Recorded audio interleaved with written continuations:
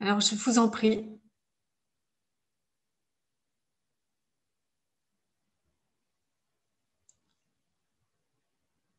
Oui, Noël. Moi, j'ai une question un petit peu sur le champ d'action. C'est-à-dire que là, on va se situer un petit peu entre les opérateurs et les utilisateurs, donner éventuellement des avis, des conseils, tout ce qu'on veut. J'ai vu que la 5G allait se développer par des entreprises comme Bicom, par exemple, dans le cadre de réseaux privés. Est-ce qu'on a des conseils à donner? Est-ce que c'est dans notre champ d'action de donner des recommandations au niveau des réseaux privés qui pourraient se mettre en place? Oui, d'accord. Comment on peut agir sur les réseaux privés, sur les initiatives privées et individuelles ou collectives, oui. D'accord, merci.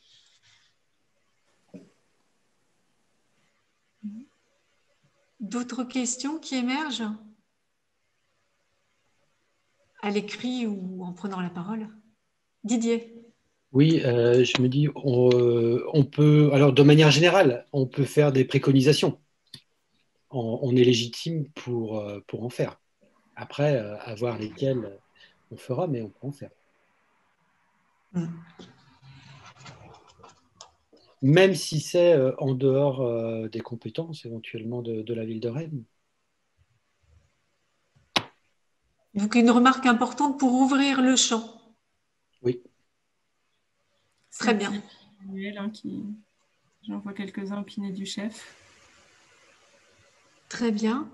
D'autres remarques ou questionnements ou contributions sur cette capacité d'agir? Emmanuel? Dans le sens de ce qui vient d'être dit, le fait qu'on soit en lien, Pierre Janin, il faisait référence la dernière fois ou la fois d'avant, avec d'autres villes, créer un groupe de travail un peu plus officiel qui pourrait donner un peu de l'ampleur à ces préconisations, de façon à aller un peu au-delà de ce que laisse la loi faire au niveau de la commune, mais qu'on puisse, suggestion, pour qu'éventuellement des préconisations soient prises en compte au niveau de l'État. Très bien. Ça ouvre le champ au-delà de notre territoire et puis ça permet de sortir un peu du cadre, ce que dit la loi aussi, ou en tout cas d'influencer ou de... Très bien. D'autres points, d'autres questions, d'autres éléments? Oui, alors Sandrine, du coup, désolée, je ne remets pas la vidéo parce que je ne capte pas très bien ce soir.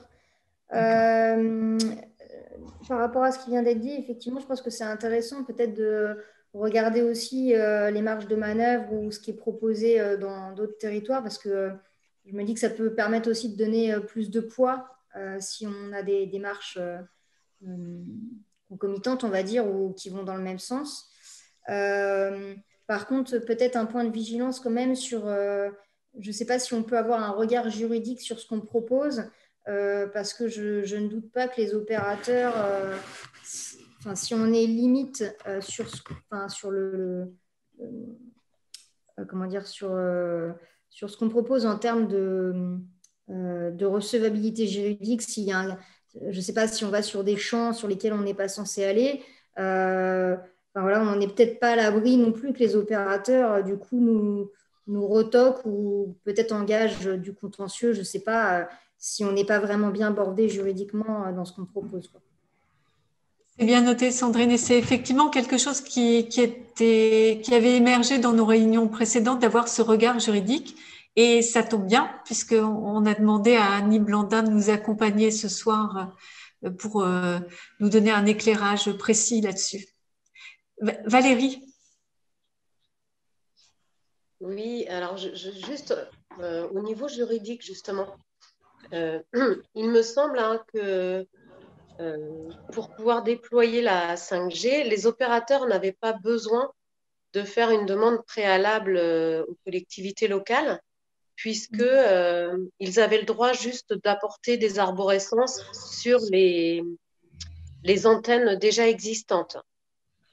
Et je me demandais si on pouvait en fait proposer que peut-être qu'il y ait une loi en fait qui leur impose quand même de faire une demande préalable auprès des collectivités locales pour pas qu'on se retrouve un peu obligé en fait de laisser faire. D'accord. Voilà. Merci beaucoup. Ça rejoint cette question des préconisations au-delà de notre territoire et puis un peu sortant du cadre et ce qu'on disait tout à l'heure sur les réseaux d'action. Merci. Marina, je crois. Je pense que, oui, c'est moi. Je pense que pour le moment, nos travaux sont à la fois confidentiels, puisqu'ils ne sont pas publics, contrairement à des débats de conseils métropolitains ou municipaux. On nous a demandé de ne pas trop communiquer sur le contenu, ce que nous avons, je pense, scrupuleusement respecté au Conseil de développement. Et nos débats qui montrent, grâce au travail des animateurs, des participants, les réflexions entre nous, au cours de ces 8 séances, et ce n'est pas terminé. Et je pense que demain, il faudra faire autre chose. Il faudra faire une pédagogie grand public.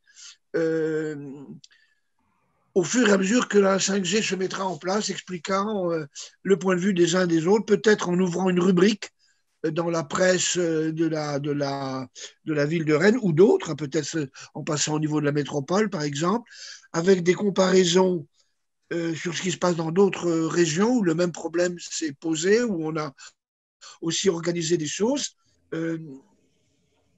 Peut-être aussi une rubrique où on laisserait la parole ou tel, comme nous avons eu la chance de le faire, vous voyez. Donc, je pense qu'après, il faudrait imaginer moi j'appelle ça une pédagogie ou une information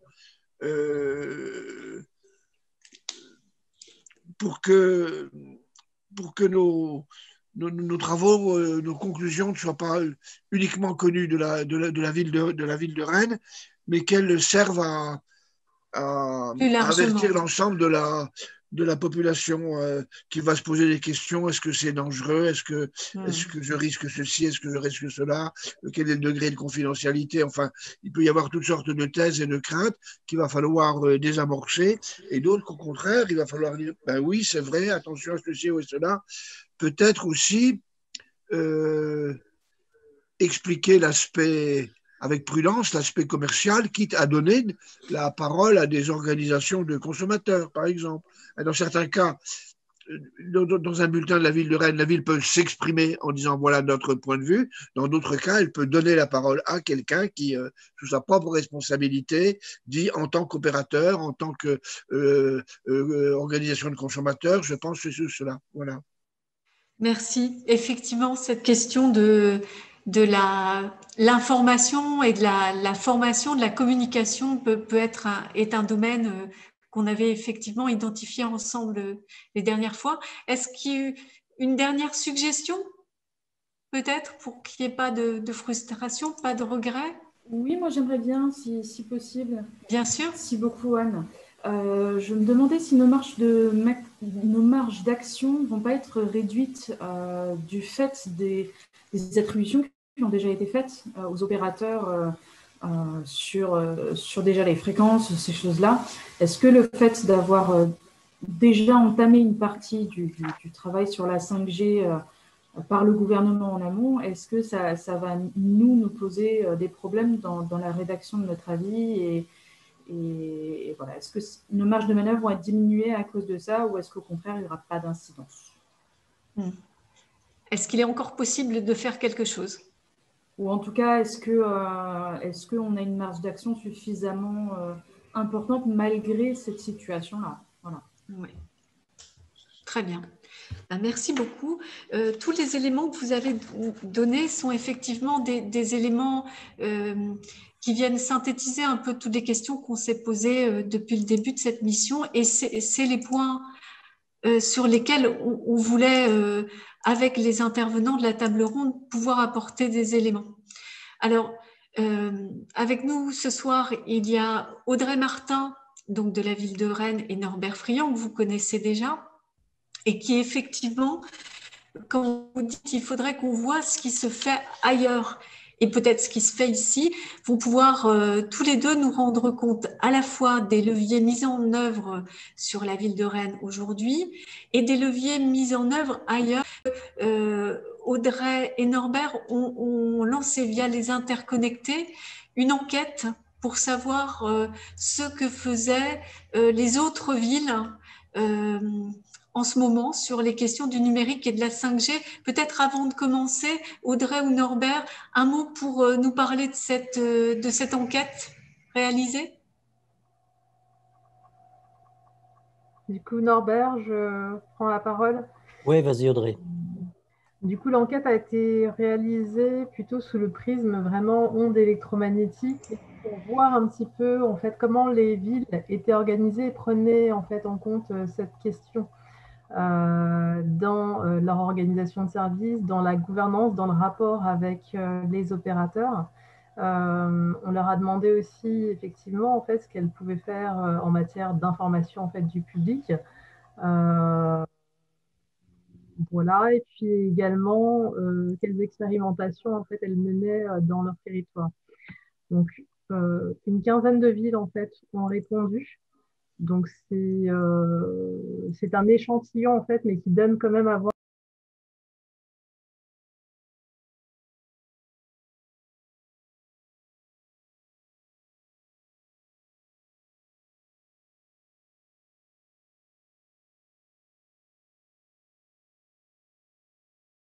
Bonsoir Annie. Bonsoir. Bonsoir. Donc Annie Blandin, qui est professeure de droit à l'IMT Atlantique, qui est aussi membre du Conseil national du numérique et qui travaille sur la question des régulations du marché des communications électroniques, mais aussi sur le droit de l'Internet, la protection des données. Et vous avez, Annie, déjà participé à plusieurs réflexions autour de la 5G, réflexions lancées par des villes. Je crois que vous avez participé notamment à la réflexion qui a été menée à Paris. Oui, en effet, j'ai participé aux travaux de la ville de Paris, d'ailleurs, qui se sont terminés, donc les résultats sont accessibles.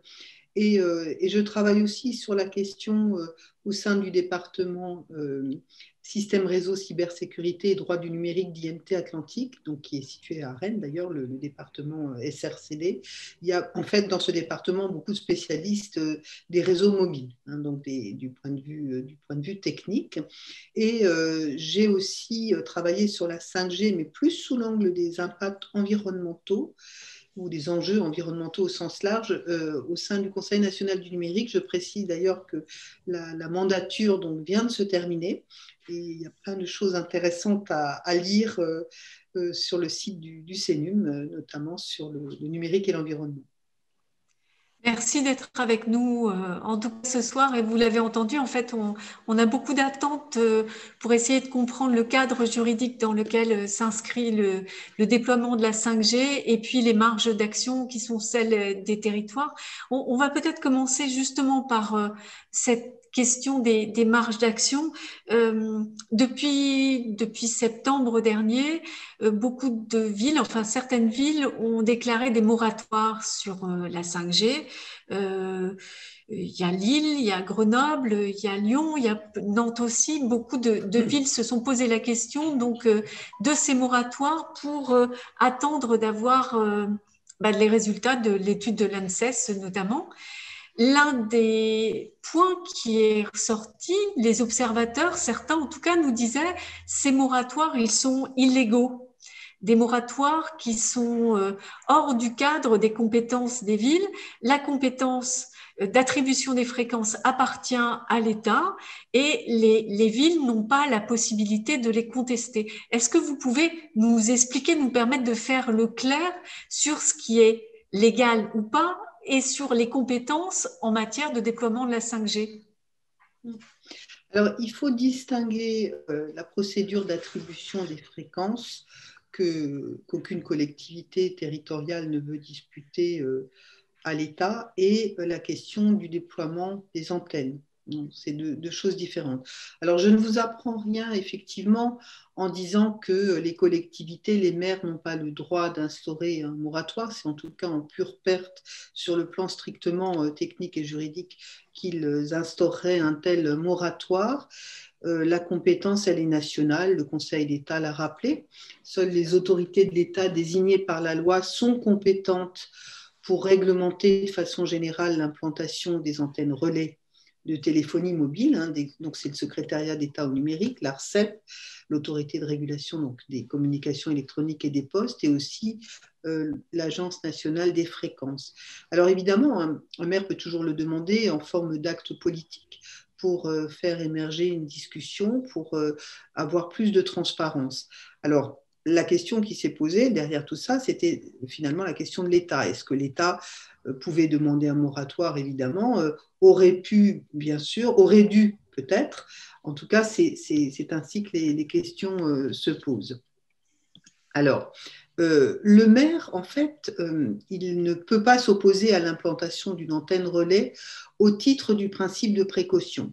C'est souvent à ça que l'on pense lorsqu'on voudrait donner une marge de manœuvre au maire, principe de précaution, au motif qu'il y aurait des problématiques environnementales ou bien des risques pour la santé publique. En revanche, il va retrouver une marge de manœuvre plus importante via tout ce qui relève des documents d'urbanisme, par exemple pour protéger les monuments historiques, et au titre de l'instruction des autorisations d'urbanisme.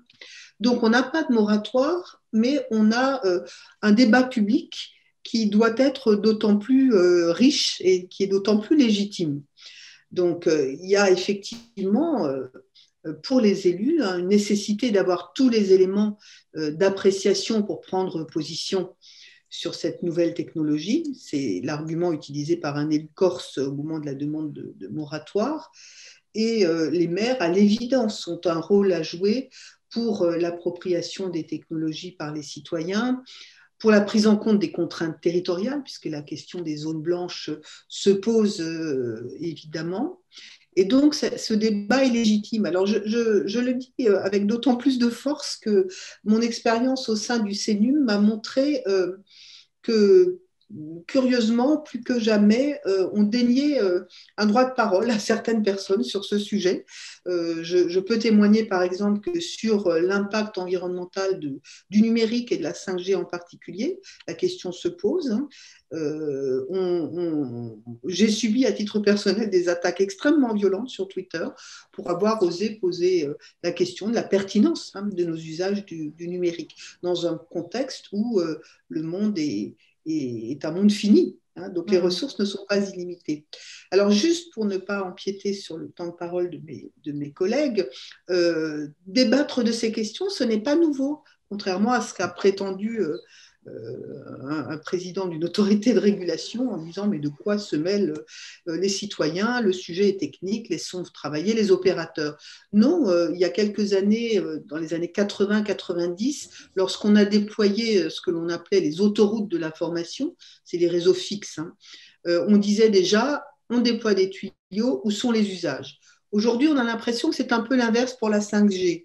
On a une surabondance d'usages attendus, une espèce de liste à l'après-vert, ce qui rend d'autant plus nécessaire un débat qui prend la mesure du rôle des réseaux dans l'économie et de la société. Donc, il faut vraiment se poser la question de la pertinence de nos choix numériques, de nos usages. Et à ce titre, je pense qu'il est difficile d'isoler le sujet de la 5G par rapport au sujet du numérique en général. D'ailleurs, en préparant la table ronde, on a évoqué ce problème. Je crois que vos travaux ont très largement débordé le cadre de la 5G. Effectivement, donc on voit que c'est pas nouveau. Ce qui est nouveau, et Germain repose la question dans le chat, c'est que le fait que certaines villes aient posé des moratoires, est-ce que ça a provoqué des contentieux? Est-ce que d'un point de vue juridique, de légitimité de ces moratoires, il y a eu des mises en difficulté de ces villes ou pas? À ma connaissance, le but, c'est plus d'ouvrir, finalement, de générer un débat dont on a été privé hein. Je vois ça plutôt comme étant cela l'objectif. En cela, il est plus ou moins atteint puisqu'on débat. La question, elle est plutôt de savoir de quoi on va débattre parce que le déploiement, on ne va plus pouvoir ni agir sur l'attribution des fréquences ni sur le déploiement. Mais il y a tout un enjeu, à mon sens, d'accompagnement du déploiement, donner du sens à l'usage qui va être fait de ces technologies. C'est un point sur lequel je voudrais que vous reveniez. Vous dites on ne va plus pouvoir agir sur le déploiement, si ce n'est sur ses modalités. Oui, les fréquences sont attribuées, donc le déploiement est en marche. Donc ce qui me semble important, c'est de l'accompagner, d'en faire quelque chose d'utile, de positif, sans aller vers une fuite en avant pour des débits toujours plus rapides, une latence toujours plus importante. Voilà. Donc c'est l'accompagnement et la manière dont on pourrait s'en emparer. On s'est posé la question justement au regard de ce que vous nous expliquez, Annie, de ces différents leviers qui peuvent être à disposition des territoires pour accompagner, pour contrôler. On a identifié 6 grandes familles de leviers possibles. On va essayer peut-être de les balayer ensemble et de voir ce que font déjà et la ville de Rennes et les autres villes sur chacun de ces points-là. On peut commencer peut-être, Audrey et Norbert, par la question de la formation et de l'information du public. Parce qu'effectivement, Annie nous a dit, donc accompagner, nous interroger sur les usages, ça veut dire interroger les usages de chacun d'entre nous, et pour ça, il faut être bien informé.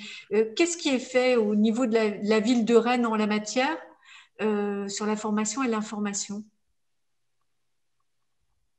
Eh bien, tout d'abord, en fait, sur la question en fait, de l'exposition aux ondes en particulier, on a une page internet qui s'appelle Ondes électromagnétiques, une page du site de la ville de Rennes.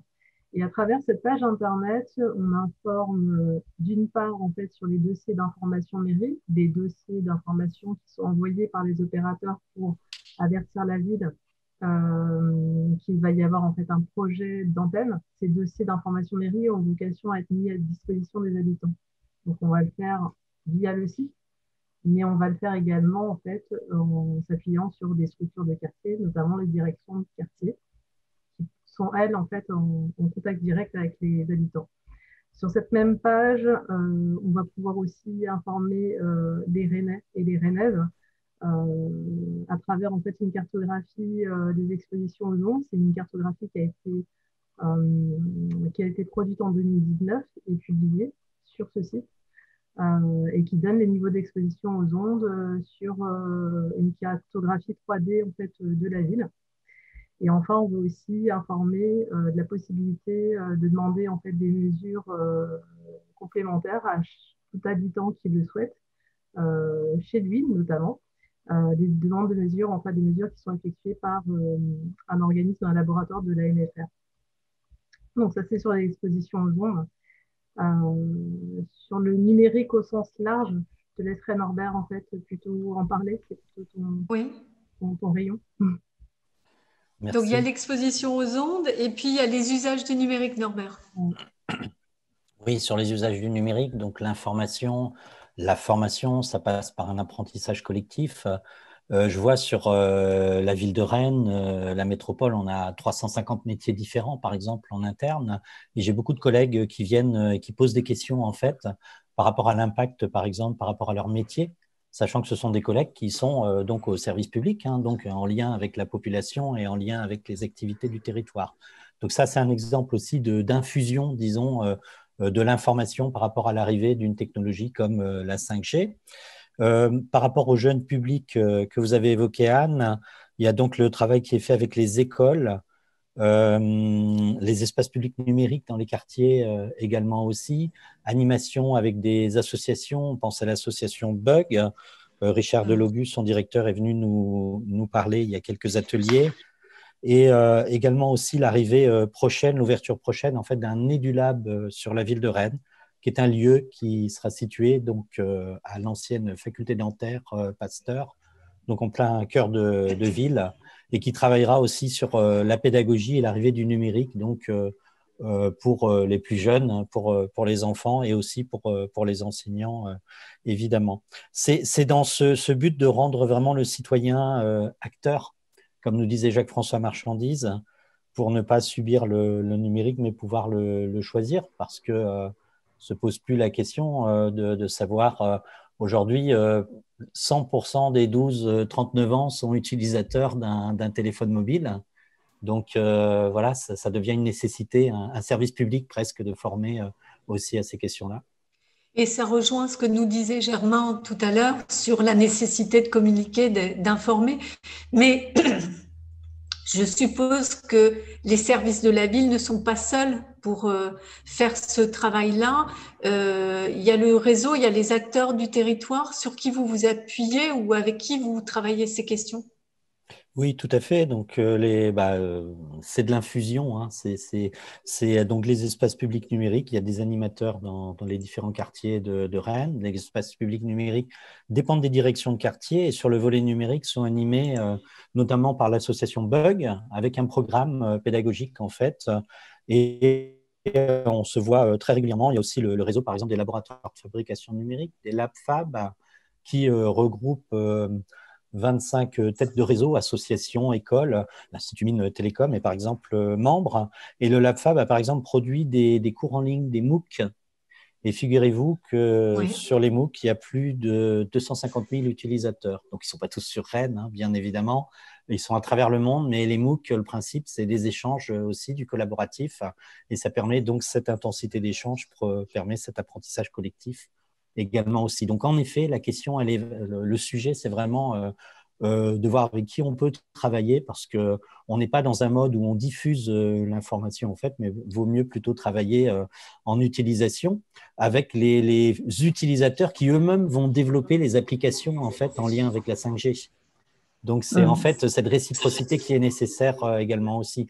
Et pour ça, j'en ai pas beaucoup parlé, mais on a quand même des labos de recherche, des acteurs économiques sur le territoire aussi qui donc cherchent des activités, des pratiques aussi plus vertueuses. Hein. Annie en a parlé.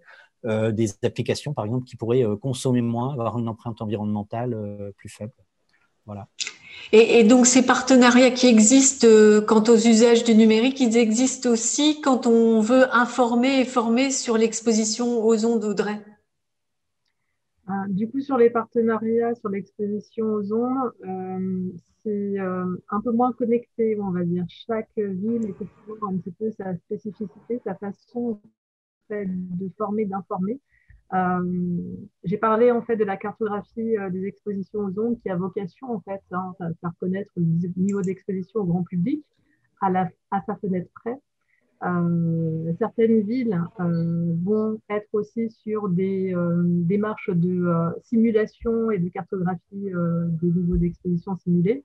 D'autres villes vont plutôt être dans l'esprit d'avoir des capteurs en fait, de mesures réelles sur lesquels justement elles peuvent communiquer sur les valeurs réelles mesurées. D'autres aussi ont comment dire, juste une base de données avec un suivi de points. Et puis, du coup, s'appuie également sur la possibilité que la NFR donne de demander en fait des mesures et donc du coup de les faire apparaître sur un site, le site de la NFR qui s'appelle Carto Radio. J'ajouterais aussi, parce que j'ai beaucoup parlé en fait de cartographie, mais également en fait sur les usages. Donc j'ai cru comprendre que la ville de Lyon, notamment, a fait une campagne d'information, une campagne d'affichage, pas de portable avant 12 ans. D'accord. Vraiment des exemples en fait ponctuels, mais effectivement en termes de formation et d'information du public, on va dire que il y a quand même données homogènes. Hein. Beaucoup de villes ont des sites internet pour informer les citoyens, mais après, effectivement, la politique de communication est propre. Peut différer, oui. On a beaucoup parlé dans la presse de l'observatoire des ondes sur certaines villes.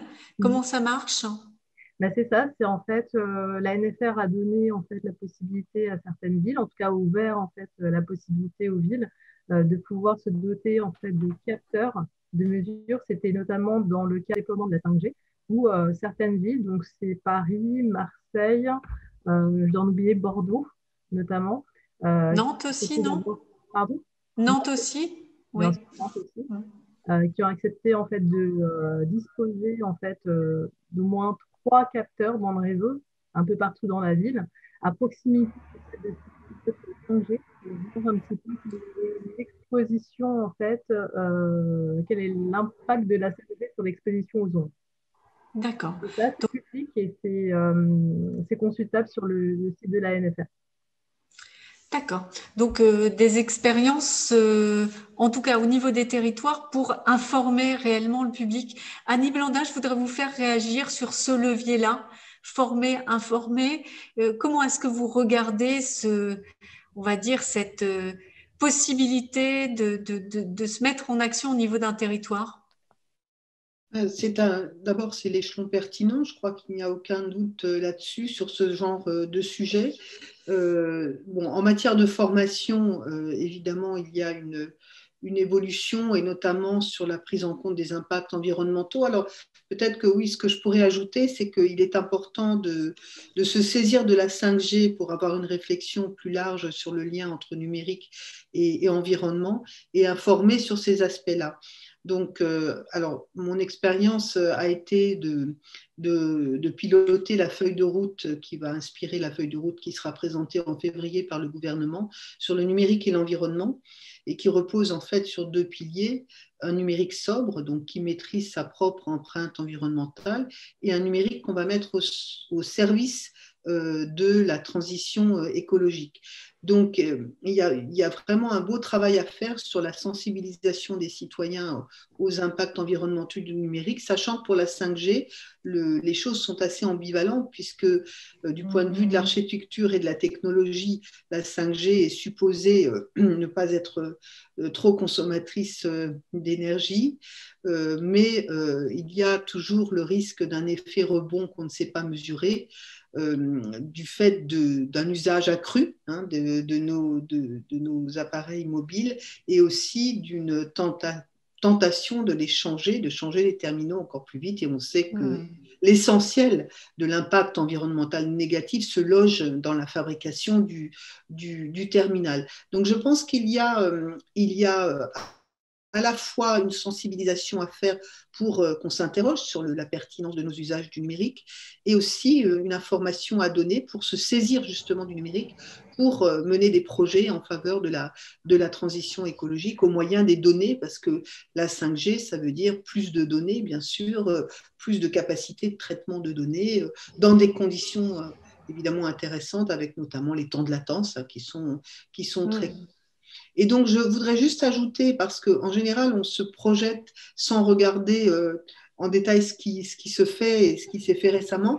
Il y a une loi sur l'économie circulaire qui est très intéressante à ce titre, puisqu'elle a ajouté dans l'article qui prévoit ce que l'on entend par éducation à l'environnement, elle a rajouté tout ce qui est de l'ordre de la sensibilisation à la réduction des déchets, au réemploi et au recyclage des produits et matériaux, ainsi qu'au geste de tri, ce qui est vraiment très très important lorsqu'on s'intéresse à la partie gestion des terminaux de la téléphonie mobile. Alors justement, on voit les enjeux. Le deuxième levier qu'on a identifié, c'est celui de l'expérimentation. Annie, je me tourne tout de suite vers vous. L'expérimentation, oui, mais pourquoi? Enfin, qu'est-ce qu'on peut expérimenter en matière de 5G aujourd'hui, et pour faire quoi? Alors, je crois que Norbert et Audrey vont nous dire ce que fait la ville de Rennes, mais l'expérimentation, c'est la bonne porte d'entrée. parce que, évidemment, la 5G, si elle n'est pas par elle-même une innovation de rupture, hein, parce que ça, c'est beaucoup d'ingénieurs nous expliquent que c'est pas là la grande affaire. En revanche, elle permet de soutenir de nouvelles applications, de nouveaux services. Donc, effectivement, je crois que ça a déjà été vu hein, dans vos travaux. Finalement, qu'est-ce que permet vraiment la 5G? Qu'est-ce qu'il y a là de nouveau? Donc, il y a effectivement la réduction des temps de latence, ça c'est vraiment très important. L'amélioration de la traçabilité, la possibilité de superviser en temps réel, hein, superviser une ville intelligente ou une industrie, une entreprise 4.0. Il y a tout ce qui relève de la vidéo embarquée, la réalité augmentée, l'Internet des objets. La possibilité de faire de la maintenance prédictive. Donc, c'est ça qu'il faut déjà voir. Quelles sont les innovations possibles? Et ensuite, quand on expérimente, ben, on reconnaît qu'on ne sait pas tout hein, et donc on va créer. Hein, il y a une notion de créativité derrière tout ça. Parce que finalement, il faut se rappeler qu'on ne peut pas anticiper tous les usages. Alors, il y a un exemple qui me vient à l'esprit, mais qui concernait le développement des SMS. Lorsque les opérateurs ont mis en place les SMS, hein, parce qu'avant, on se téléphonait, on se parlait, on ne s'envoyait pas des SMS, eh bien, qu'est-ce qui a tiré le développement du SMS? Ça a été le SMS amoureux, et personne n'avait prévu cela. Hein, c'était tout à fait non anticipé. Après, avec la 5G, on essaye aussi d'anticiper des usages. Il y a même un imaginaire de la 5G qui finalement n'est pas si fertile parce que si vous demandez à quelqu'un la 5G, ça sert à quoi? Tout le monde va vous dire ça sert à opérer à distance, ça sert à mettre en place des véhicules autonomes. Donc ensuite, on a tout ce qui relève de l'usage préparé et je crois que l'expérimentation, elle va vraiment dans ce sens parce qu'elle permet la co-innovation et qui implique le citoyen, justement. Et là, ce ne sont pas seulement les villes hein, qui travaillent en ce sens, mais aussi les opérateurs, mais je crois qu'on reviendra sur la question des opérateurs. Et un point important pour l'expérimentation, c'est que finalement, avec la 5G, il y a quand même une notion de dissociation des usages. Il y a les usages grand public qui sont a priori pas les usages cibles, en tout cas dans un premier temps. Il y a tout ce qui relève de l'usage professionnel. Et puis, il y a place pour les usages prescrits ou encouragés par les collectivités territoriales et donc qui font effectivement leurs propres expérimentations, mais qui peuvent être aussi là pour encourager des expérimentations faites notamment par le secteur privé. On a commencé par cela lors des interventions des participants. Donc, il ne faut pas seulement voir l'expérimentation dans un cadre territorial comme étant l'expérimentation exclusivement portée par les territoires, enfin par les collectivités elles-mêmes. Donc menée aussi par d'autres acteurs ou en partenariat. Alors Norbert et Audrey, qu'est-ce qui est fait en matière d'expérimentation sur Rennes? Il y a des choses de fait? Déjà, il y a les expérimentations qui ont été autorisées par l'ARCEP, hein, l'autorité de régulation, depuis déjà 2-3 ans. Donc, l'Institut de recherche technologique, et on a eu Bertrand Guibaud lors d'un des premiers ateliers, en fait. Hein, l'Institut de recherche technologique qui est situé entre Rennes et Cesson-Sévigné, a obtenu une licence, en effet, pour pouvoir expérimenter depuis déjà 2-3 ans, avec un réseau expérimental donc sur le territoire. Ensuite, donc ça, ce sont des opérations qui se réalisent sans partenariat, disons, avec la ville de Rennes. Hein. Ce sont des décisions qui sont prises ou partenariat sur les usages. Ensuite, il y a une autre expérimentation qui a eu lieu dans l'enceinte de la gare sur justement cette fréquence et qui était évoquée tout à l'heure dans le fil de discussion sur la fréquence qui arrive, hein, la fréquence 26 gigas. Et donc, c'est une expérimentation privée également aussi entre Orange, SNCF et Nokia. Et d'ailleurs, on a pu avoir un temps pour aller la visiter il y a presque un an, un peu plus d'un an, pour aller visiter en fait cette expérimentation. Bon, très franchement, c'était quelques équipements techniques. Hein. Et là, je vais rebondir aussi sur ce qu'a dit Annie Blandin. En effet, ce qui est intéressant, ce qui nous intéresse, c'est les pratiques induites, et donc d'observer les pratiques justement qui peuvent être transformées par les utilisateurs au regard donc de l'arrivée de cette technologie. Voilà. Et puis donc ensuite, en termes d'expérimentation, on a encore une fois, je vais aller sur les usages et la pédagogie. Donc, expérimentation par rapport à des lieux, à des espaces où on essaye d'être le plus inclusif possible, car pour déjà anticiper les potentielles fractures peut-être qu'une nouvelle technologie pourrait apporter. Et ce qu'on constate, en tout cas, lorsqu'on fait des événements, et on en faisait des événements publics, je pense à Fabrique qui avait lieu, par exemple, au mois de septembre sur l'esplanade Charles de Gaulle. Eh bien, en fait, les publics intéressés par les nouvelles technologies, ce ne sont plus les mêmes publics que depuis 10 ans. On avait généralement, en effet, un segment très technologique, presque des informaticiens qui venaient nous voir il y a quelques années. Aujourd'hui, on a vraiment un public beaucoup plus large qui s'intéresse à ces sujets-là en termes d'usage, d'utilisation, qui pose des questions. C'est encourageant, hein, justement. Ça fait partie aussi de l'expérimentation, ça, de travailler avec ces publics-là, en fait, au quotidien. Et j'imagine que d'autres villes que Rennes expérimentent aussi, qu'il y en a plusieurs qui suivent ce chemin. Oui, bien sûr. Au niveau de l'autorisation d'expérimentation qui a été attribuée par l'autorité de régulation, il y a environ une quarantaine d'expérimentations qui ont eu lieu en France. Donc là aussi, c'est intéressant de se connecter aux différents territoires pour partager des informations, avoir un retour d'expérience aussi avec notre angle d'observation à nous de territoire. On a vu la formation, l'information, l'expérimentation. La question de la préconisation est une question assez centrale. Par préconisation, alors on a eu tout un débat sur le terme qu'on utilisait.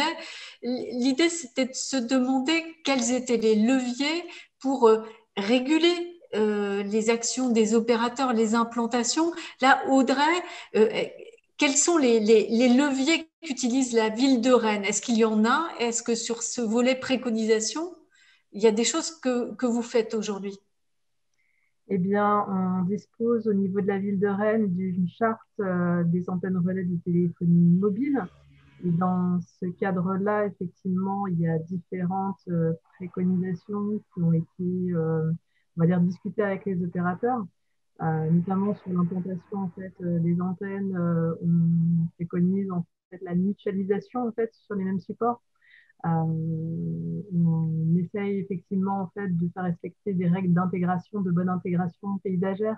Ne pas essayer de mettre un pylône de 50 mètres à côté des habitations, par exemple, ce genre de choses. Donc, ce sont tout un tas de règles, en tout cas, qui donc peuvent un peu encadrer en fait la stratégie d'implantation en fait, des antennes, mais qui ne sont pas obligatoires. Ce sont des préconisations, comme on le dit. Ensuite, il y a également en fait des préconisations ou des choses, disons un peu implicites. Il n'y a pas de seuil en fait d'exposition en fait locale qui a été imposé. En revanche, on a des valeurs d'attention. Donc, à partir de comment? Il y a une interruption. Il y a des, j'ai pas entendu là. Il y a des valeurs d'exposition, mais d'attention. C'est-à-dire qu'au-delà en fait d'une certaine valeur, mais c'est partagé avec d'autres villes, hein, notamment au-delà de 6 volts par mètre, on va demander effectivement un abaissement de seuil, on va demander en fait des explications aux opérateurs, enfin un abaissement de puissance, pardon, d'émission. On va demander aux opérateurs en fait des explications et également il peut y avoir en fait des demandes de mesures additionnelles qui peuvent être faites. Et quel point ont ces demandes? Et quel point ont ces demandes? Elles reposent surtout sur les dialogues instaurés en fait avec les opérateurs. On peut dire ça comme ça. Le poids de ces demandes, en fait, comme je disais, ce n'est pas une obligation en fait des opérateurs, effectivement, quand ils respectent la réglementation, notamment en termes d'exposition. les seuils étant un peu plus hauts que ce qu'on peut rencontrer comme valeur d'exposition dans la ville. C'est un échange, en fait, on va dire, de bons procédés.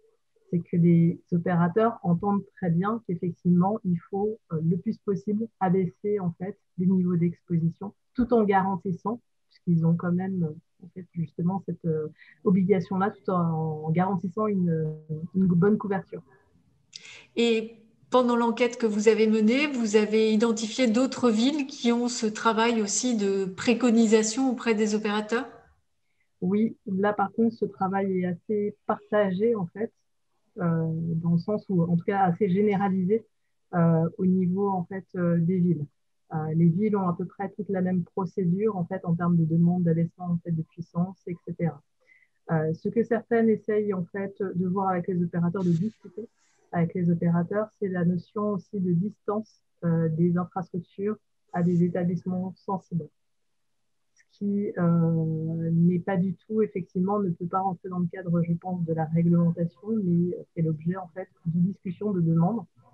Je n'ai pas cette historique sur la ville de Rennes, et il a été montré effectivement que les demandes faites aux opérateurs, justement, d'abaissement de puissance peuvent aussi s'accompagner en fait de demandes aussi de rectification, d'orientation d'antenne, par exemple, quand elles posent question.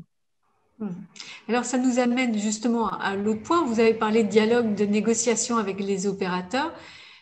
C'est quoi le cadre du dialogue, de la négociation aujourd'hui à Rennes avec les opérateurs? Eh bien, justement, dans le cadre de la charte des antennes relais dont je viens de parler, on a mis en place en fait une instance de dialogue qui donc rassemble les services de la ville de Rennes, les EDUC, ainsi que les opérateurs et la maison de la consommation et de l'environnement. Une instance qui a lieu environ en fait, une fois par an. Voilà le cadre.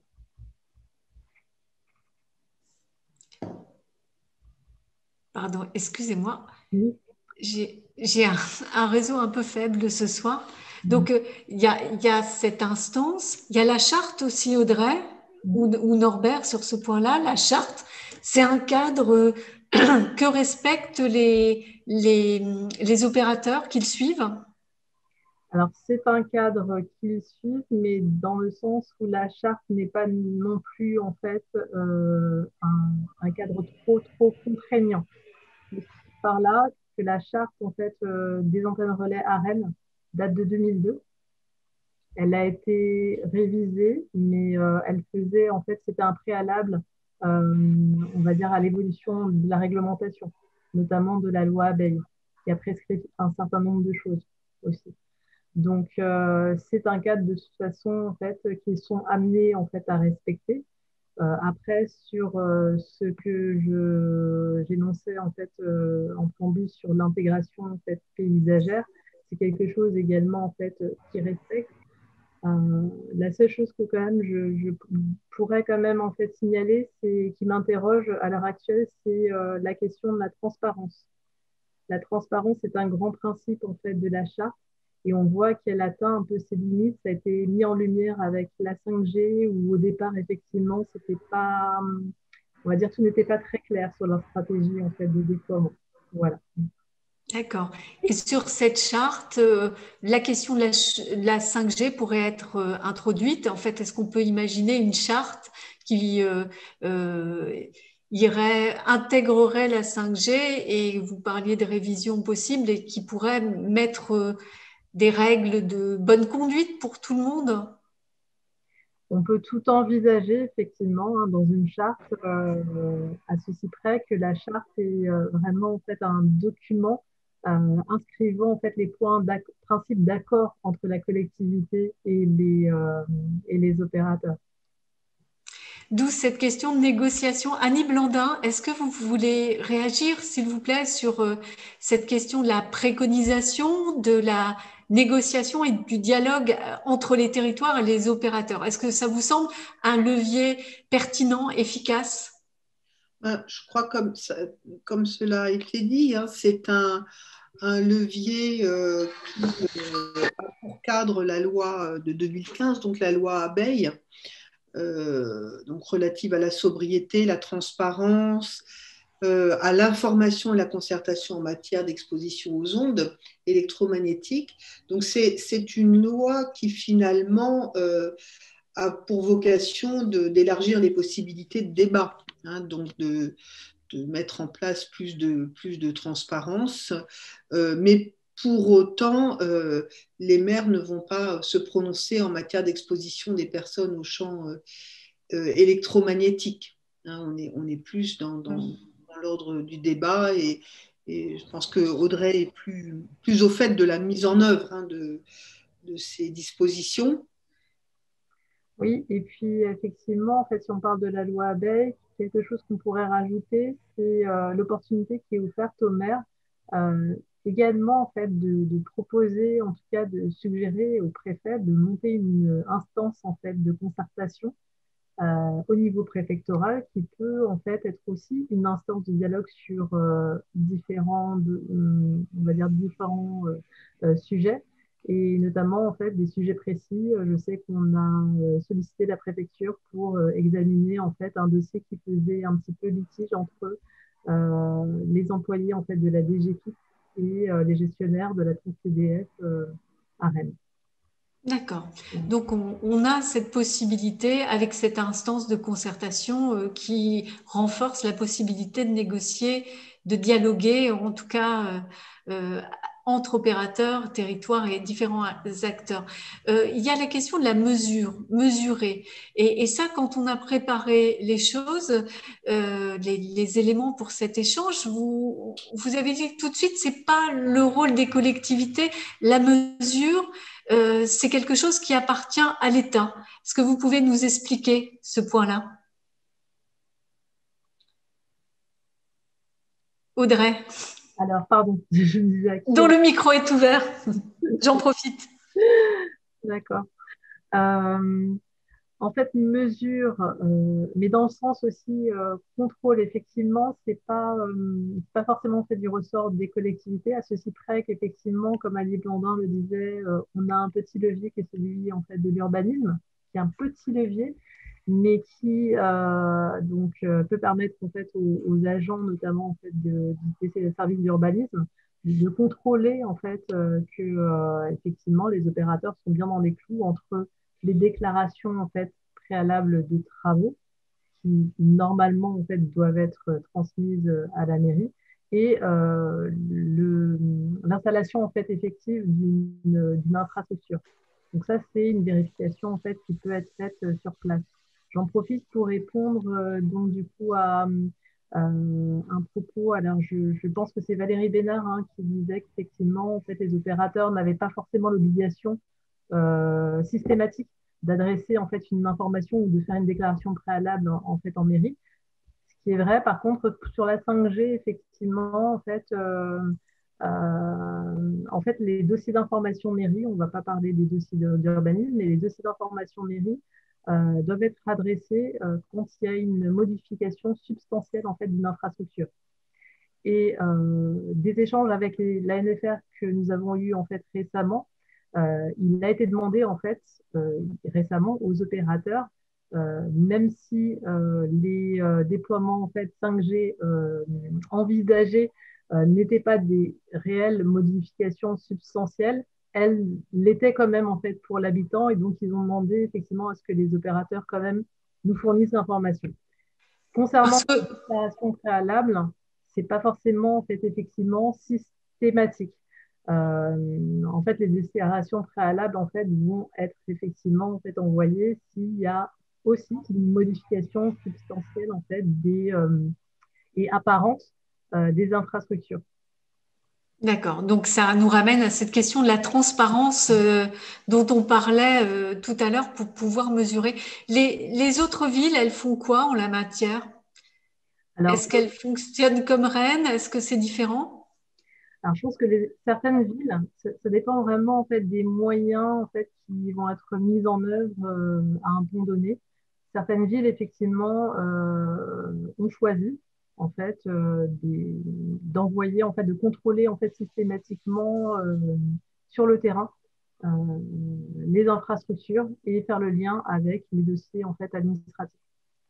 D'accord, donc un contrôle. Ça, il me semble que c'est le cas de Strasbourg, mais qui dispose en fait d'un poste à peu près dédié sur la question en fait, des antennes.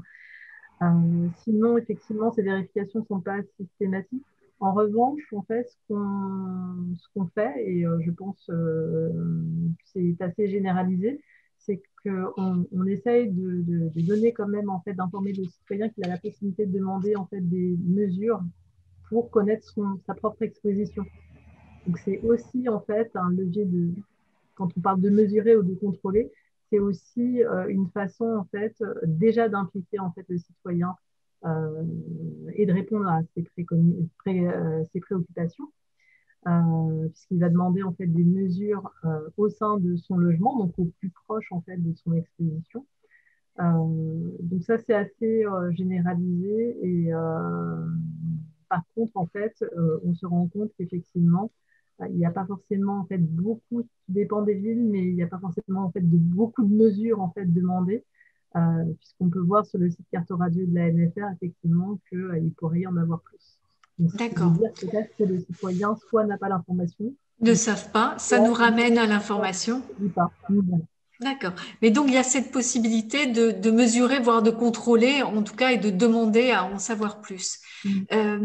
Et qui est une mesure utilisée sur certains territoires. Il y a un 6e levier qu'on a identifié, et on en a parlé tout à l'heure dans les questions qui ont émergé spontanément. C'est ce qu'on a baptisé participer au débat 5G au niveau national. En gros, influer sur la loi aujourd'hui, pouvoir faire du plaidoyer, faire remonter des attentes.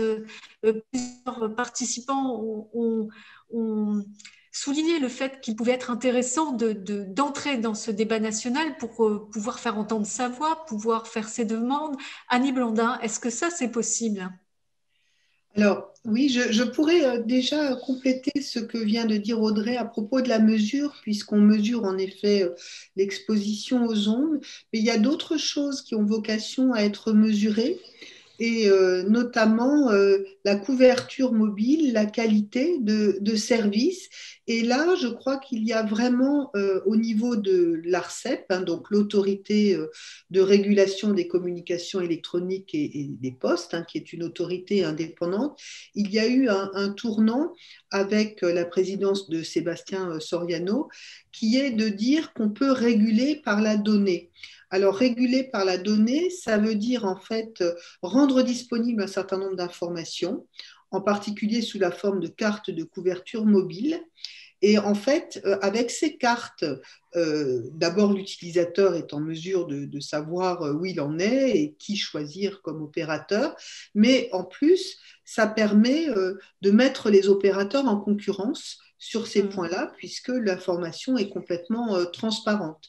Donc, c'est un bon point de départ et on peut effectivement poser des diagnostics et ça peut permettre aussi aux collectivités de dire attention, il faut faire pression ici ou là pour avoir une meilleure couverture. Donc ça fait déjà l'objet d'un dispositif qui s'appelle le New Deal mobile, mais qui concerne la 4G. Et qui est un dispositif qui concerne l'État et les opérateurs.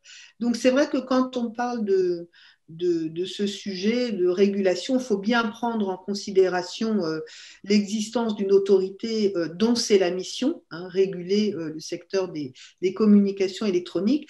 Et l'ARCEP, elle accomplit cette mission très largement par le biais d'un dialogue et d'un travail avec les territoires. Donc ça, c'est important de le rappeler.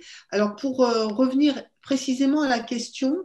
Je vais juste faire une parenthèse, parce que sur cette question du contrôle et de la mesure, c'est important que vous nous signaliez qu'il y a effectivement l'exposition aux ondes et la qualité de la couverture. Vous nous disiez tout à l'heure que les questions environnementales et de consommation d'énergie étaient importantes. Est-ce qu'on peut imaginer des possibilités là aussi de mesure et de contrôle de l'impact environnemental et notamment de la consommation énergétique? On pense tous au data center, par exemple. Alors, en fait, si je reprends la feuille de route sur laquelle on a travaillé au Conseil du numérique, c'est notre première préconisation, c'est de dire mesurons avec précision l'impact environnemental du numérique, parce que ce n'est pas si évident que cela, même si on a des tendances qui se dégagent et qui montrent que l'impact est de plus en plus négatif. Donc, il faudra bien se poser la question de la pertinence des usages à un moment ou à un autre. Et donc, concernant la mesure de l'impact, ce que nous avons préconisé, mais on retrouve ça au niveau des territoires, c'est d'avoir un observatoire de l'impact environnemental du numérique. Alors, on l'a proposé au niveau national, mais il est tout à fait déclinable et je crois que la région Bretagne est un bon candidat pour mettre en place ce genre de projet. Il est déclinable au niveau territorial. Je rappelle d'ailleurs à l'attention de ceux qui nous écoutent que la Bretagne, la région Bretagne, c'est la première région française qui a créé sa propre feuille de route sur le numérique et l'environnement. Donc, elle est déjà très engagée. On peut imaginer une feuille de route à l'échelle d'un territoire, d'une ville, d'une métropole? C'est même souhaitable. Je pense que toutes ces questions qui concernent le numérique et plus particulièrement le numérique et l'environnement se jouent au niveau du territoire. Et c'est là que je voulais dire, quand on se dit, bon, est-ce qu'on peut peser au niveau local sur l'évolution de la loi, de la réglementation. Pour faire quoi? J'ai envie de dire, il y a tout ce qui relève de la procédure d'attribution, des fréquences, des licences, etc., bon, qui est clairement une compétence nationale. En revanche, je pense qu'on peut peser sur la manière dont on va utiliser le numérique, la 5G, notamment au service de la transition écologique. Et là, il y a énormément, il y a des expérimentations et énormément de possibilités en traitant les données environnementales. Et là, la 5G permet de faire des progrès considérables.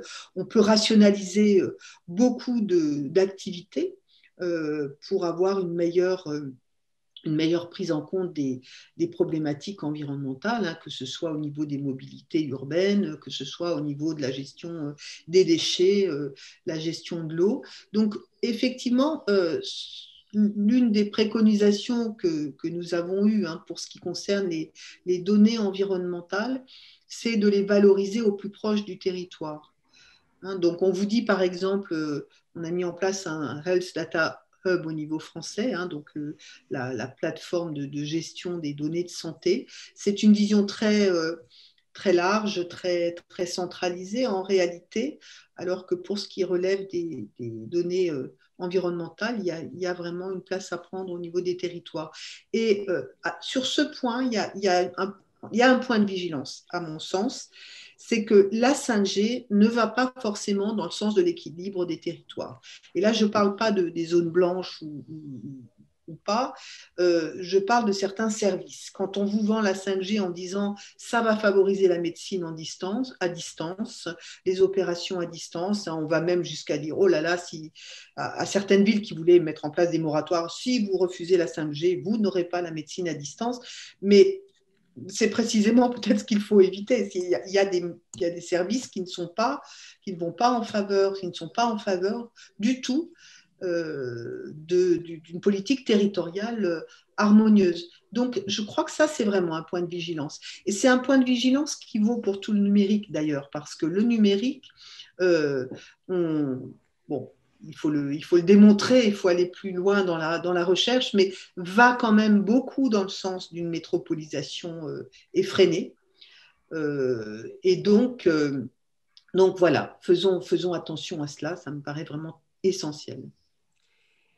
Important cette question d'égalité du territoire. Je reviens au débat national, au débat qui se passe au niveau national. L'une des questions qui a émergé pendant nos travaux, c'est la question de la norme. Et beaucoup de questions ont été posées autour de ça, en soulignant notamment la différence de normes qu'il peut y avoir sur Bruxelles. On avait parlé de la ville de Bruxelles par rapport à la France. Est-ce que vous pensez que les territoires, les villes ont la capacité de faire remonter ce type de questions au niveau national? Alors, en fait, de quelles normes parliez-vous ? des normes d'exposition. D'accord, ok. Ah oui, oui. Donc, bon, on peut effectivement traiter ça à différents niveaux, mais je pense quand même qu'il y a, bon, euh, comment dire, on ne continuera pas à déployer des nouvelles générations de mobiles sans se poser effectivement la question de l'immersion dans les ondes. Cela étant dit, je pense qu'il faut vraiment aussi donner toute sa place au point de savoir à quoi on peut bien utiliser ces technologies, en faire un bon usage. Et je pense que le débat sur les ondes est tout à fait légitime, mais qui ne doit pas escamoter le débat non plus, la discussion sur les projets, en fait. Quel projet? Qu'est-ce qu'on va en faire? Ou alors on déduit, on dit que ça ne sert à rien et qu'on pouvait se contenter du fixe ou de la 4G. Mais voilà, c'est un peu mon sentiment. Hein. D'accord, sur les usages. Ce débat-là, il passe par des réseaux. Norbert, des réseaux qui justement réfléchissent sur ces questions, les usages, les nouvelles fonctionnalités, l'impact environnemental, les expositions, ils existent. Oui, ils existent, par exemple au niveau national, et Rennes y est très bien inscrite. Dans des réseaux plus sur l'infrastructure comme la VICA, par exemple, Rennes en fait partie depuis de nombreuses années, depuis la création en fait de ce réseau-là. Et d'ailleurs, parenthèse, à une certaine époque, les collectivités n'avaient pas l'autorisation de déployer des réseaux de fibre optique. Et je ne sais pas si vous le savez, mais Rennes a fait partie des 7 territoires qui ont quand même déployé des réseaux de fibre optique à une époque. Alors qu'il n'y avait pas le droit. Alors qu'il n'y avait pas le droit, voilà. Et puis l'autorité de régulation, qui s'appelait l'ART à l'époque, l'autorité de régulation des télécoms, est venue notamment à Rennes faire une visite et a invité Rennes à venir dans son bâtiment pour coécrire en fait l'article de loi qui est toujours en place, hein, l'article 1425-1, qui permet donc aux collectivités de concevoir et mettre en œuvre et exploiter ou faire exploiter des réseaux en fibre optique, donc de communication électronique. Comme quoi, le droit, c'est aussi quelque chose qui peut évoluer de façon pragmatique en fonction d'usages en effet utiles. Et grâce, c'est pas Rennes tout seul, c'est ces réseaux de territoires qui ont su à un moment donné montrer qu'à plusieurs endroits différents, en fait, il y avait eu des initiatives qui s'étaient montrées pertinentes. Donc ça, c'est un exemple. Il y a d'autres réseaux plutôt sur les usages du numérique. On a entendu Jacques-François Marchandise à la FING, par exemple. Rennes est administrateur de ce réseau, la Fondation Internet Une Nouvelle Génération. On a également les interconnectés. Pierre Janin fait une intervention pour partager justement les travaux de cette mission 5G il y a quelques jours devant un certain nombre de collectivités. Il y avait une trentaine, une quarantaine de collectivités à l'écoute. Et donc, le président de cette commission a d'ailleurs invité à poursuivre sur la durée les échanges et les partages. Et par ces mouvements-là, il en ressort très fréquemment, généralement ce qu'il en ressort en effet, ce sont des rapports, et des rapports qui sont presque dans l'antichambre de nos assemblées, pour aller en fait coécrire, co-construire en fait des articles de loi qui, dans le Code général des collectivités, n'existent pas encore. J'ai entendu Annie Blandin qui évoquait la régulation par la donnée. Eh bien en fait, il n'y a pas grand-chose sur la donnée dans le Code général des collectivités, la data. Rennes, premier territoire en France à avoir ouvert ses données publiques, hein, je pense que vous le savez tous. Donc en 2010, Rennes a ouvert des données. En 10 ans, en fait, il y a quand même un travail à réaliser. Et le droit, en fait, il y a eu quelques évolutions avec les lois Le Maire, notamment en 2016, qui invitent les territoires de plus de 3500 habitants à ouvrir leurs données. Donc ça, c'est des évolutions aussi. Et donc, le droit a suivi, en quelque sorte, de façon pragmatique, en fait, les évolutions qui ont émergé de façon ascendante venant des territoires. Voilà. Très bien. Donc, c'est un levier possible. Je ne pousse pas plus loin. Je m'arrête là. Possible. On dit levier. Merci. Donc, merci à tous les trois d'avoir balayé ces leviers. Je vous propose, parce que le temps passe très, très vite, que vous puissiez répondre aux questions des membres de la mission. Alors, après ce balayage de différents outils qui ont pu être utilisés à l'échelle de la ville de Rennes, mais d'autres villes aussi. Est-ce que vous avez des questions à poser à nos intervenants? Je vous en prie.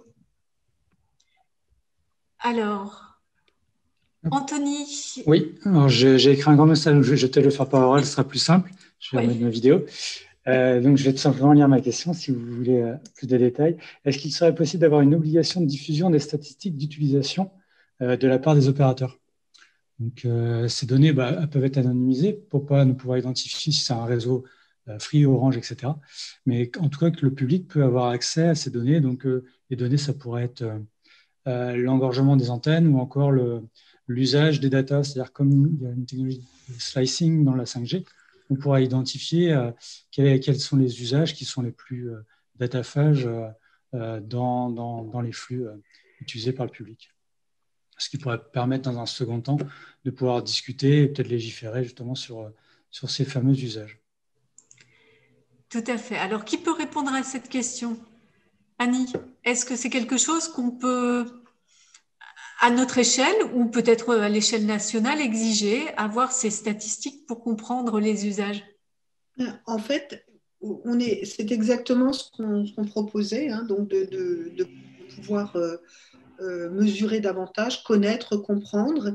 Et ce que vous dites, en fait, va dans le sens de ce que concluait Norbert. En fait, on a ouvert, et c'est vrai que Rennes a été précurseur, les données publiques, mais vous avez beaucoup de données qui sont évidemment produites par des entreprises et qui ont vocation aussi à être ouvertes parce qu'elles représentent un intérêt pour les décideurs publics, pour le citoyen, voire pour d'autres entreprises. Et donc, on est en train de construire et de consolider un régime juridique qui permettrait non seulement d'avoir plus encore d'ouverture des données publiques, hein, je vous rappelle par exemple que les données de l'IGN viennent d'être ouvertes, mais aussi ouvrir les données privées. Voilà, parce qu'on a des usages, comme vous le dites, qui permettent de mieux comprendre et donc de mieux décider, en fait, a priori. Donc, quelque chose de possible, en tout cas, que vous avez inscrit dans les priorités, les éléments qu'on pourrait mettre en place. Merci, oui, Anthony. Alors, au niveau européen aussi, hein, je précise bien, parce que donc, Norbert a parlé de la loi pour une république numérique qui était en avance sur son temps, parce que certes, elle prévoyait l'open data des données publiques, mais aussi dans certains cas, l'ouverture des données produites dans un cadre privé. Et désormais, c'est l'Union européenne qui s'est saisie de ce dossier. Donc, on va vers une libération, à mon sens, des données, parce qu'on a des capacités de traitement aussi nouvelles, notamment en temps réel. Donc, on a un enjeu très, très fort effectivement à ce niveau-là. Alors, je vous recommande quand même d'aller sur le site de l'ARCEP, dans la partie communication mobile, parce que vous verrez qu'il y a quand même déjà beaucoup d'informations qui sont disponibles et qu'il y a aussi un suivi des obligations des opérateurs de communication mobile, puisque quand on a une licence, on a des obligations. Et donc, il y a un suivi au plus près de la mise en œuvre de ces obligations, dont beaucoup concernent le territoire, bien sûr. Samuel ? Oui, une question, du coup, les pistes que vous évoquez, est-ce que c'est nécessairement via un cadre légal? C'est-à-dire qu'il faut passer par une loi ou c'est des pistes que l'on peut proposer ou demander aux opérateurs sans passer par un cadre légal juridique? Donc, est-ce que ça peut être une négociation libre avec les opérateurs ou est-ce que c'est inscrit dans la loi? C'est ça? Ou cela doit être inscrit dans la loi pour qu'ils nous écoutent, entre guillemets. Voilà. Je pense que c'est très important de laisser la place aux mesures d'incitation, au dialogue, au projet. La loi ne peut pas tout, ne doit pas tout. Alors, par exemple, pour donner une illustration, on a fait, donc j'ai piloté un avis toujours du CNUM sur les données environnementales d'intérêt général, donc il plaide pour une plus grande ouverture de ces données. Et en fait, la démarche que l'on a préconisé, c'est ne nous lançons pas tête baissée dans la proposition d'une nouvelle loi, mais capitalisons sur l'existant, regardons quelles sont les pratiques, parce qu'il y a beaucoup de projets où on échange déjà des données. Et puis, une fois qu'on aura bien regardé tout ça, si on a besoin d'une loi pour donner un petit coup de pouce ou bien pour pérenniser certaines choses, pourquoi pas, mais ne mettons pas nécessairement la loi en ligne de mire. Mais ça veut quand même dire, excusez-moi, ça veut quand même dire qu'on peut être écouté des opérateurs dans le cadre de ces propositions. Parce que c'est quand même, on est très tributaire des opérateurs dans le cas concret de la 5G pour obtenir les données et pour qu'ils les diffusent. Alors, je pense que c'est vraiment le rôle de l'ARCEP, je dirais. Aujourd'hui, l'ARCEP veut aller de plus en plus vers la régulation par la donnée. Vous voyez, donc je pense qu'il y a là un levier. Le levier, c'est vraiment la politique de l'ARCEP. Et je dirais que l'ARCEP souhaite que d'autres autorités administratives indépendantes adoptent ce principe de la régulation par la donnée. Donc, qui est à la fois intéressante pour les opérateurs et pour le grand public. C'est bénéfique pour tout le monde. Merci. Y a-t-il d'autres questions ou remarques? Oui, bonjour Philippe Boud, si vous me permettez de prendre la parole. Je vous remercie pour ces interventions et l'ensemble de ces éléments que vous nous avez transmis. Toutefois, j'ai l'impression que les propos s'inscrivent dans une logique qui nous dit que la 5G est déjà là et que de toute façon, il est nécessaire de l'accepter. Il est même naturel de l'accepter, et je vais dire naturel parce que quand j'ai écouté la dernière session, j'ai trouvé que les opérateurs mettaient en avant une forme de nécessité, comment on dit, de principe naturaliste en quelque sorte, c'est-à-dire une nécessité historique, parce qu'ils ont mis beaucoup d'argent, ils ont investi beaucoup, donc ils doivent nécessairement avoir des retours sur leurs investissements. Et par ailleurs, ils mettaient en avant le progrès scientifique, ou en l'occurrence ici, le progrès technique, qui doit nécessairement s'imposer aux individus, et puis nous verrons ensuite pour les usages. Et j'ai l'impression ici qu'on est dans le même débat, c'est-à-dire tout ce que vous nous avez dit, mais qui est très, très intéressant, je ne veux pas du tout minimiser ça, mais on reste un peu dans le laisser-faire finalement. Il y a des observations, on observe ce qui se passe. Peut-être qu'une fois que ce sera mis en place, on pourra faire quelque chose, mais pour l'instant, on doit laisser faire. Quelque part, c'est ça, j'entends presque, on doit laisser faire. Et donc, je veux bien votre avis là-dessus. Annie Blandin? Je pense que la question s'adresse à nous trois. Hein. Peut-être que quelqu'un veut répondre. Ou Norbert qui a ouvert son micro, peut-être pour commencer. Oui, en disant qu'au service numérique, en tout cas, on travaille avec les citoyens, les acteurs du territoire aussi beaucoup sur les basses technologies, les low-tech, en fait. Et sur certaines cartes, par exemple, électroniques qui sont fabriquées en Europe avec faible empreinte environnementale, eh bien, on arrive à faire un ordinateur.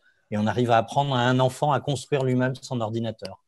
Donc, moi, je suis agnostique en quelque sorte par rapport à cette question, mais je dis juste qu'il y a aussi possibilité de travailler sur les basses technologies qui peuvent apporter en effet une utilité, ces composants-là ont été fabriqués en surcyclage, par exemple, et de ce fait ont une empreinte plus faible et permettent, comme ils sont plus robustes, ils permettent de rentrer dans le composant et permettent de comprendre en fait à l'utilisateur, de dépasser la surface de l'écran et de rentrer dans le numérique en quelque sorte.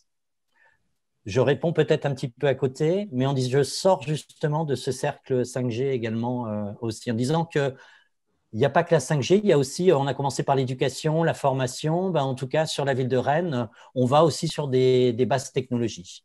Voilà. Mais peut-être si je peux poursuivre sur la question qu'a posée Philippe, c'est est-ce si le souhait du groupe était de dire stop à la 5G, j'y vais franchement, on se connaît assez maintenant pour se parler ouvertement, est-ce que ce serait encore possible?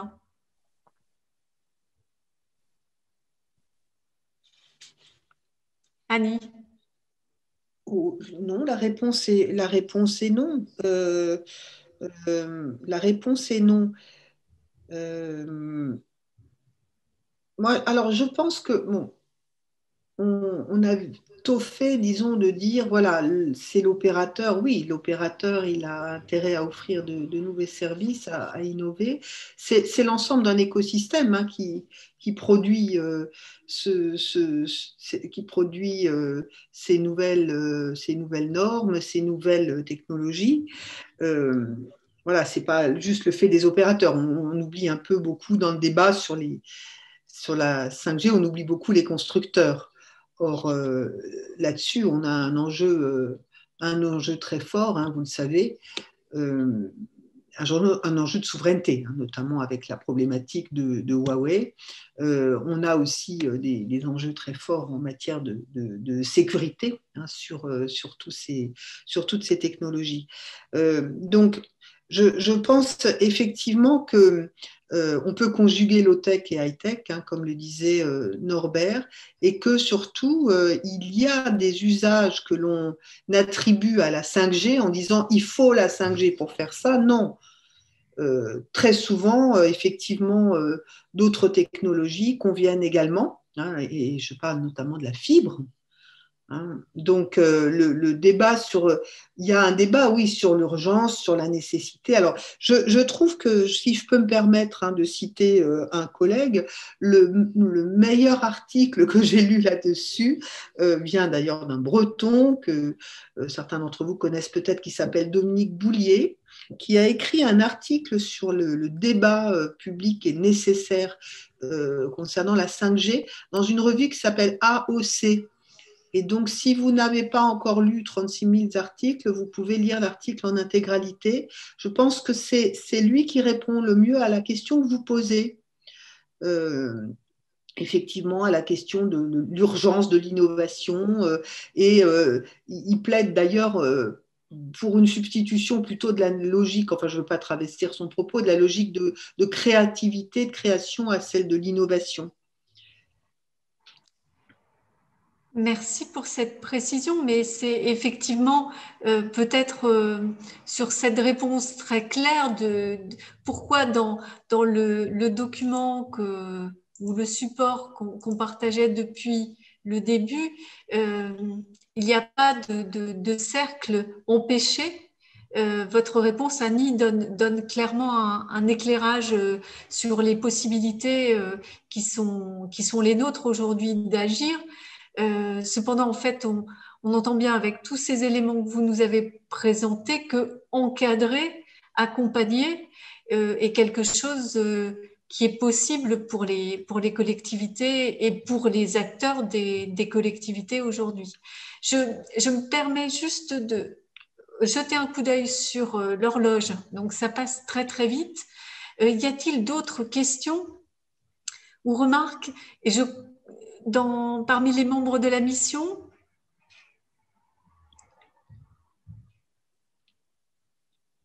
S'il n'y en a plus, je vous propose de nous tourner vers Stéphane. Il y avait des questions autour de ces leviers d'action, Stéphane, pendant la consultation qui a été faite sur le site de la Fabrique citoyenne. Oui, tout à fait. C'est même un des sujets qui a fait l'objet du plus de questions depuis le début, puisqu'on avait 14 questions au total. Alors, les trois questions qu'on retient, et je retiens celles qui sont les plus votées ou commentées. D'abord, c'est celle de la question de l'impact sur la santé psychique et les risques psychosociaux En gros, la personne signale qu'il y a des risques d'addiction liés au développement des usages, un risque aussi par rapport à la diffusion en masse de données, à l'utilisation en masse de données pour les personnes. Donc, la question qui est posée, c'est quelle réglementation on peut imaginer pour limiter cette utilisation massive des données un peu partout. Et l'autre question, c'est quelles étapes les opérateurs ont-ils menées pour évaluer justement cet impact psychosocial. Ça, c'était la première question. La deuxième, elle est liée à la capacité de personnes qui se sentiraient, comment dire, en surexposition par rapport aux ondes. Quelle marge d'action peut-on imaginer pour soutenir les particuliers face aux opérateurs, parce qu'ils ont souvent l'impression d'être un peu seuls dans ces combats-là? Est-ce qu'on peut imaginer des dispositifs de soutien financier pour pouvoir être accompagné? Donc ça, c'est la deuxième question. Et la troisième, et c'est celle qui est la plus posée, enfin la plus commentée en tout cas, c'est la question du délai dans lequel ce débat sur la 5G s'inscrit. Et la perspective, alors malheureusement, par rapport à ce qu'a pu dire Philippe Boud, est-ce qu'il ne faudrait pas dès maintenant être en train de travailler sur la 6G? Très bien. La 6G et peut-être les 26, les hautes fréquences aussi.